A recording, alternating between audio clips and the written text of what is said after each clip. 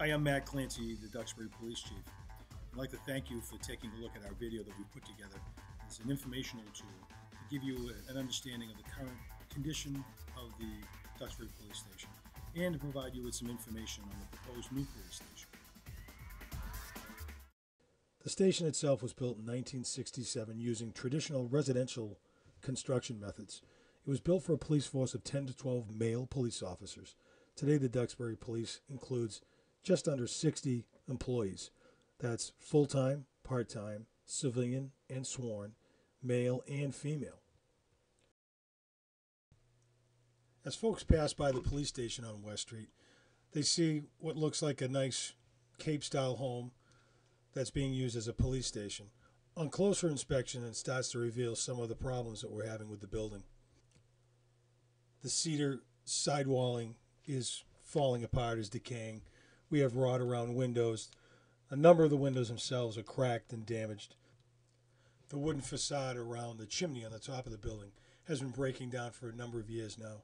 It's now the source of leaks down into the boiler room. The roof on the back of the building has been historically susceptible to ice damming, causing leaks into second floor offices, which eventually make their way into first floor ceilings. Now we bring you to the inside of the building, and this is our public lobby, the service windows of the public lobby. You can see it's not rather welcoming. It's a very tight environment. This is the Public Safety Dispatch Center. Here we have 2 workstations. As you can see, it's tight quarters in this room, and because of that, we have poor acoustics. This is the police officer's report writing room. There's 2 workstations in here, a rather tight room. It's about 9 by 9. It also serves as their break room. We have other offices on the first floor. They're very small, 9 by 9 in size, as you can see. In one case, the sergeant's office, there's 4 people working out of that one workstation. The second floor of the police station isn't handicapped accessible. It's accessed by 2 narrow and winding stairwells on either end of the building. This is the male locker room located in the basement of the station. As you can see, there's no ceiling here. It's exposed to the pipes and the wiring above. Because it's the basement, obviously it's a very moist environment anyways, but we've had over the years, a number of pipes break and burst. One case in the ceiling, it was a septic line that burst, and it created a tremendous amount of damage to the personal property of the police officers and town property that had to be destroyed because of that type of contamination. This room, once again, is a multi-purpose room. As you can see, this is our fitness room. We're down in the basement. You can see no ceiling here, exposed pipes and wires. But this room also serves, over to the wall, you can see it's the utilities center where the panels and the control consoles for a lot of our communications and phone systems are laid out over here. And into the back of the room, you see that large black computer panel and cabinet system. And that is the hub to our 911 system. That's the new enhanced 911 system. Directly above that is the dispatch center. Over the years, attempts have been made to maximize the space within the police station. An unfinished upstairs was completed by police officers to create more office space in a conference room. To this point in our history, there is no more room to expand. The building is maxed out. And the bottom line is, this is a facility that is just far too small to serve the needs of the current day police force. So now you've seen the deficiencies of the station and the inadequate size of the current police station, which is somewhere in the area of 6,000 square feet. The fix to our problem is the proposed new Duxbury Police Station to be located on Mayflower Street. This building will be just over 15,000 square feet, and it'll provide all the features and necessities that a modern police station requires.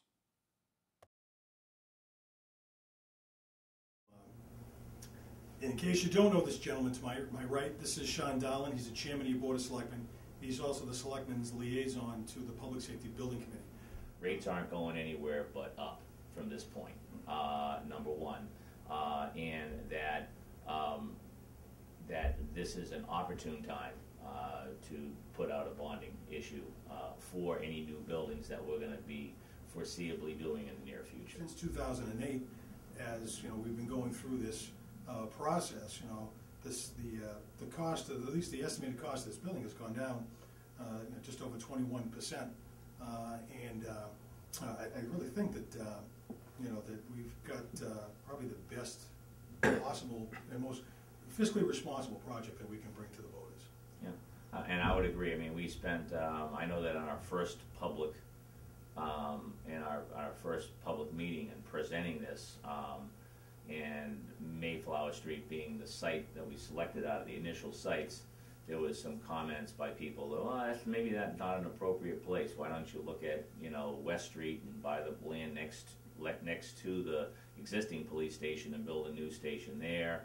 We actually, even at the 11th hour, had the Damaris property come up for sale right next to the fire station, which would be a great site too. The issue with any site that's not an existing town-owned site is that there's added land cost. And even next door, even though the cost of that, purchasing that property, you know, might be $500,000, it didn't actually give us the police station footprint that we wanted and as many options, and it would add that cost to the overall project. Well, Sean, thank you very much. Okay. For giving us a few minutes and giving us your thoughts on the project. Really appreciate it. All right, thank you. So I'm joined here by George Bladman. George has been on the Public Safety Building Committee for a number of years now, and just curious, what was the motivation to get on the committee? Well, originally I became interested at the annual town meeting in 2008, and my interest was in not having the building located where there were wetlands adjacent to it, as that site that was presented that year was, and I was very interested in the possibility of a combined facility. All along, I felt that my role on the committee was that of somebody who would be a concerned taxpayer without the expertise. And if these well-intentioned professionals who have worked so hard to conceive of the project and really build it from the ground up, and you and your department and Fire Chief Nord and his department, if you could all convince me of your need and why the spaces that we chose to include or exclude were necessary or unnecessary, then as a representative of the taxpayer, if you can convince me, then I hope that you can prevail at town meeting as we have in the past, and more importantly, prevail at the ballot box where we need to. We've been able to really define the projects in terms of actual needs, both in the present and in the short-term future, certainly, and with some projection longer out. And we've examined what you wanted and what was absolutely necessary and what wasn't. And as you're well aware of, we've pretty much taken a hatchet to your wants. But what we've left in this project, I think, is really what the town taxpayers, myself included, actually really need for you to have, and what you need for you to have to do your job. We've been able to really define what the project needs to be, has to be, and what it doesn't have to be. And we've been able to eliminate unnecessary spaces, reduce the size of things, work on siting issues, figure out exactly how to make the project the most economical yet functional project that the taxpayers can have. Thanks for coming in today to help us with this informational video for the residents. You're welcome. Thank you. Thank you for spending the time to view this video, get a good look at the current condition of your police facility. We hope that this was an informative look and gives you enough information to make your voting decision at town meeting.